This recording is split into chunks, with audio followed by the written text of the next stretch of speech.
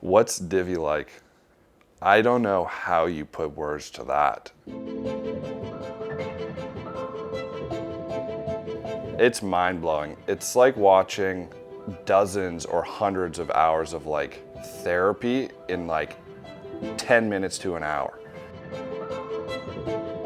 Coming in, I knew that I had some serious walls up around intimacy and love. And through a whole series of events and experiences over this weekend, everything has shifted around that for me. How it is to be in a group in person is like a little bit uncomfortable at first because you're coming in, especially like me, I came in, I didn't know anybody, and just because of my own stuff, that felt very uncomfortable. And I was very nervous coming into it. And you know, but like this was an opportunity, like yeah, I'm here to heal. And so I was like, okay, this is all okay. All this stuff that we're all feeling is okay. What I realized was I didn't feel good because I didn't feel good. It had nothing to do with the energy of the men.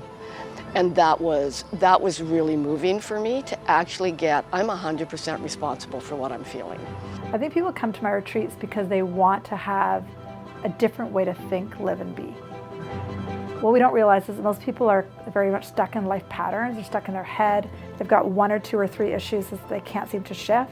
My job is to show you how you've created whatever's going on in your life and then to shift it.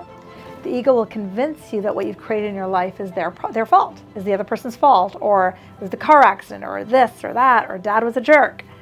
My job is to take the ego off of that and to see your experience so that you can heal it from a spiritual level. It's gonna get intense, but it's gonna be one of the most freeing, if not the most freeing thing you probably ever do. It's just, you leave with a totally different perspective about yourself, life, relationships you've had, relationships you still have, things you want, like everything.